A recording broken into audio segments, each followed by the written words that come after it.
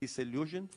The education doesn't solve the problem, and we will not find money to help them. And the result, more and more terrorists. I know that we in the Western world, we would like to see a wonderful life. They don't. Yeah. Hello. We talked about that if we had a Western-style, moderate society, that there'd be a chance for peace. A Western-style, middle-class type society, that's a potential solution. And at the same time, we said there would be no military solution. My question is, how is this going to come about? Are the tyrannical regimes just going to step aside and allow the moderates to flourish by themselves? What's going to happen? How's that going to come about? Well, as I mentioned before, I'm not great on predictions, but I can just give you one example, and I'll leave it at that. As a scholar of the media, I will bring my example from that particular area. All of you are very familiar with the Arab television station Al Jazeera. Here in the States, you see only a very small snippet of that particular station, usually when it shows sensationalist footage of, let's say, a meeting with Osama bin Laden or something like that. These new Arab stations, and Al Jazeera is just one of about 2 or 3 of these stations, are destabilizing stations, TV stations. They're the greatest fear of many of these tyrannical regimes that you are talking about. If there is anything that is a catalyst for change in the Arab world, it is media and these stations. It is producing an electronic civic society. Add to that the internet, which has an enormous effect on dialogue within Arab countries and between Arab countries. And I see, at least in the media, and this is just one thing I can talk about in such a brief time, as something which will hasten a change. How, more than that, to offer you a blueprint, of course, I'm ill-prepared to do that. Maybe I can say one word about that. I disagree. Well, there you are. We promised you disagreements as well. The principle, I agree, of really free intellectual exchange on TV over contentious issues, opening it up for discussion, yes, that's the right way to go about gradual democratization, if you wish. Jazeera is the worst example that I can give. Jazeera is the most dangerous, radicalizing, hate-mongering tool I can think of. In fact, if you look at the Jazeera over time, if you watch Jazeera over time, you are getting so much hate there. It's directed mainly against you and me, but also against America and against the West. It's done very cleverly, but to my mind, it's very destructive. And if you paid attention, not one word was ever uttered against the regime of the princedom, sheikhdom, where Al Jazeera is based, namely Qatar, or in America you say Qatar, I think. Not one word of criticism against the princely family of Qatar. They mostly criticize Mubarak and King Hussein and now King Abdullah, his son, in Jordan, because of their moderation and signing peace with Israel and their basically pro-Western approaches. Sometimes they criticize the Saudis, but not little of this criticism is concerned with the Saudi alliance you might call it, with the United States and American soldiers on Saudi soil. In other words, Al Jazeera is populistic. It is using the trappings of democracy because they have a debate, they have a give and take, and so on. They do. But the way it's done, very cleverly, it really is enhancing radicalism and anti-Western values. The most important of which, to my mind, is moderation. So, no, I think that's it's working in the opposite direction. But the principle, yes, if you can build this kind of Arabic language television, satellite TV, radio, and so on, that will be moderate, balanced. And what we see here, even in America, not everything is the same. CNN is not like Fox. Very well, so let's have one CNN and one Fox. No problems there. But that's not the way the Arab world has done it so far. And to my mind, that's a horrendous danger. Professor Robin, would you like to I'll comment? just make a very brief comment. It's all about agenda setting. I think the great advantage of a station like Al Jazeera that it brings certain subjects up for debate. Now, what they say is almost superfluous, Amatzia. You can force people to think about an issue. You cannot force them to accept an opinion that is voiced on that issue.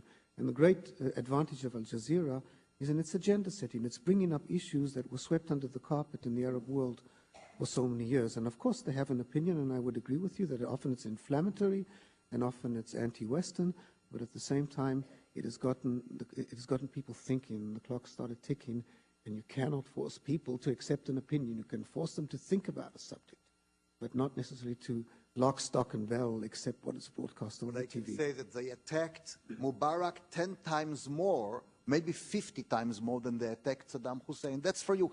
So it's not so simple. The media sometimes is the message, but sometimes the message is the message.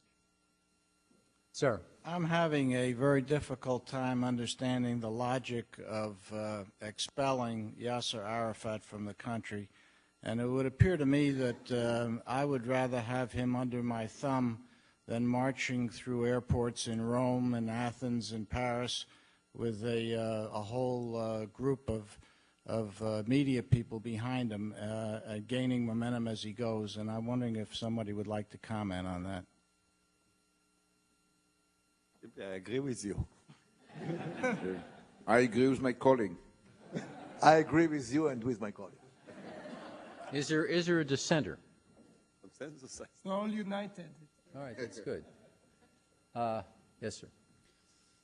Professor Ginat, I have a question. As an Israeli American, and maybe I want to answer one of your rhetorical questions. Why do we need to hire foreign workers other than Palestinians? I think just for the simple reason they don't explode themselves, where the Palestinians do. So I, as an Israeli American, would rather see the Romanians and the other foreigners work and produce and not explode and, so to speak, buy my peace and quiet that way. My question to you is, you mentioned that from 48 to 67, the Arab League didn't do a whole lot for the Palestinians. Now you kind of put it in Israel's hands and the rest of the world to take care of the solution through the refugee camps. My question is, what happened to all the money that the U.S., Israel, and the rest of the world gave the Palestinians, beside the obvious question that it went to terror? And I'll let you answer. To the first question or comment, or you just name it, I say that it should be a prerequisite of silence, of quietness. You cannot have Palestinians working in Israel when there is a suicide bombing. But when there is a ceasefire and you don't have any breaking of the ceasefire, and the Palestinians will come in the morning to work, and with their bags they will have the pita sandwich with cheese or with hummus, but not with hand grenades, then it's fine. And I think that if you want to build relationships, and not just, to separate between the Palestinians and Israel, I think it will be important that once there is no fire, I again repeat, I'd rather have Palestinians working in Israel than foreign people from Hungary, Romania, and other countries. Now, what happened to the money? You can ask what happened to the money that Norway and Sweden gave to the Palestinian Authority in 1993, 1994, right after the Oslo Agreement. And, you know, the Palestinians in Gaza, they gave a nickname to Yasser Arafat. They, not anybody else. Not Americans, not Israelis, not European. When the money was given to the Palestinians for infrastructure, building roads and hospital in Gaza, they had to give the money to Yasser Arafat in his hand. There was not any other secretary of treasury or any other clerk that dealt with the money. And they gave him a nickname, 7-11. What was the 7-11 mean? Mean that he took more, but they, as a symbol, they say that he took to his own pocket between 7 and 11%. Now, what can you do about it now? The very fact that the money was not going to the right places, you cannot say, I will not change the life of the Palestinian refugees. And therefore, I think that the international community, with control, and you know, I don't have the time to build the entire program, but in the first stage, you don't give to the refugees money. You give the money to the infrastructure, to the companies that will work there. The reparations for the refugees will be the last stage. But the idea is to rebuild the camps in the places where they are located, anywhere in the Arab world. Thank you, guys. One thing I don't think we're talking about, and I'm going to give this question directly to Dr. Ginat and Dr. Robin. The rise of anti-Semitism under the guise of anti-Zionism. There was a recent story out of Egypt about, and it was translated in memory, about suing all the Jews in the world for stealing the gold from Egypt during the Exodus. To me, that's ridiculous. I don't know if anybody else has heard about it. But there's today examples of Arab politicians, pundits, their media that they're trying to delegitimize the history of the Jewish people in connection to Israel and delegitimizing Israel itself. And that is taking the academia away from, it's taking us Jews from Israel. They're trying to destroy our own history and replace themselves with it. What's actually going on, Dr. Ginat? What is going on to the artifacts in Jerusalem under the auspices of the Palestinian Authority and the Waqf?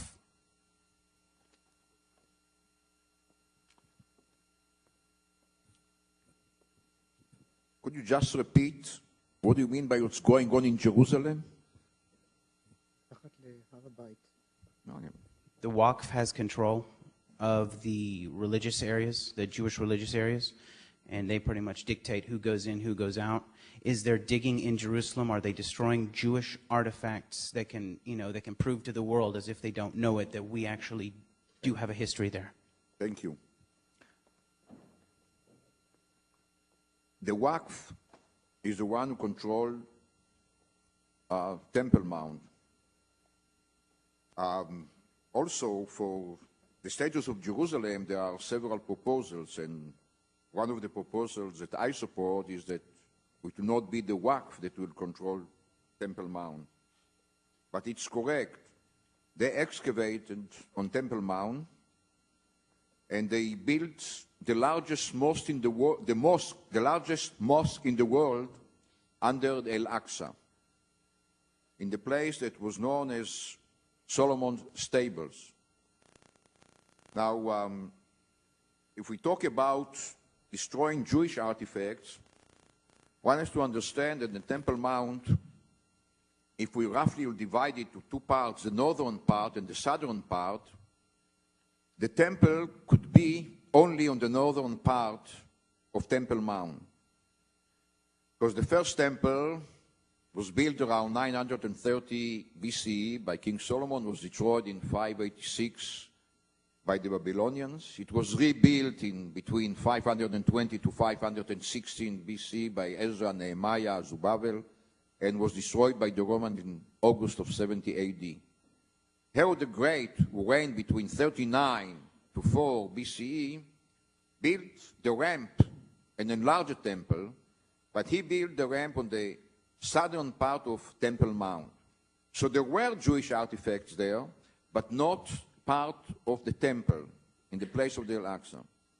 What they did is, from archaeological, historical point of view, is a crime. But I just want that we distinguish between the temple and other artifacts that were from the time of Herod and later.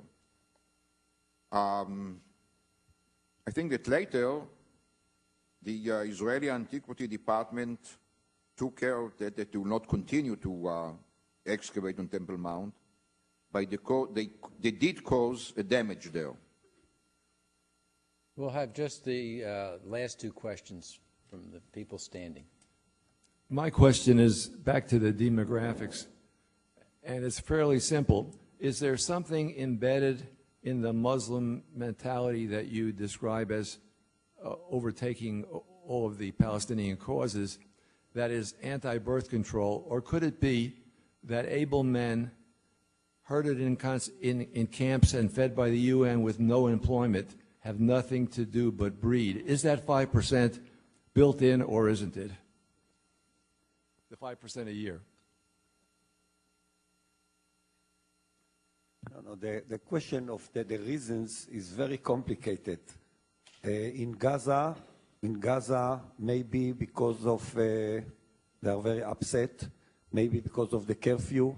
When it's come to the Israeli Bedouins, no question about that we encourage them to buy more and more women.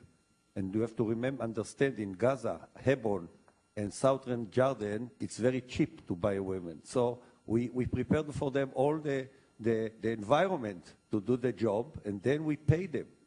And sometimes the salary per month in dollars can be $12,000. Can you imagine? We are committing suicide to ourselves. We are so stupid. Last question. My question is also about the explosion, the population explosion among the Palestinians. And Dr. Ginat also spoke about how now there's fourth generation people who have been living in the refugee camps. What role? I mean, there's a pretty clear accepted correlation between population explosion and lack of economic development. And what effects do you think economic development among the Palestinians and in the Palestinian areas could have on that population, but also on the terror that's perpetrated against Israel? And what responsibility or role do you think Israel or the West could have in that development? Thank you. I think that there is no country in the world that can compete with a high natural increase above 3%. It's very interesting because of discussing corruption and blah, blah, blah, blah. Start with the demography and check, and you will find correlation. And this is what Mubarak understand. And this is even Nasser at that time. He said, please stop breeding. It's an enemy much worse than Zionism. Rafsanjani in Iran in 1989, when he saw the figures from the last census, shout, this must be stopped. In Iran, this fundamentalistic regime had the most successful fight against demography. They realized they cannot cope with. And from here, I can go on just to show you how suddenly a natural increase is geopolitics. And a long story, and see Kenya, and see all over the globe. The moment you have above 3%, it is a catastrophe. If I may add, the most important way to lower the rate of population growth, the average number of children per woman, is women's education and women's work outside of home. In Gaza, there is no women education, and there are hardly any women who work out of home. West Bank, this is more or less the same case. But in order to create that situation, you need leadership. Now, as Arnon correctly said, even Rafsanjani in the Islamic Republic of Iran reached a conclusion, not just him, the whole government, Khamenei and the rest of the mullahs, that this has to stop or Iran will simply crumble inside. And so they started doing a few things. First of all, they encouraged women's education, even though beforehand they were trying to limit it. Second of all, they allowed more women to go to work, which beforehand they tried to forbid that. And most importantly, many Muslims, like many Christians, like many religious Jewish people, interpret religion, Islam, Christianity, or Judaism, as forbidding any means to limit any birth control, family planning. Yes, to forbid it. That goes contrary to religion. Many people here see it that way. So the question is that of leadership. If you have a leader who realizes that the nation is approaching a disaster, even when he is fundamentalist, is Muslim, Jewish, or whatever, he will do something about it. In the Palestinian camp, it's the other way around. The Palestinian leadership is encouraging openly and vociferously the birth rate. And when you have that situation, plus the very unhappy situation in Gaza and the West Bank, in terms of women's education and workplace, you have what you have. It's 50% of the population, children. 50%. I think the panel has given us a very vigorous and challenging couple hours, and please join me in thanking them for a great afternoon.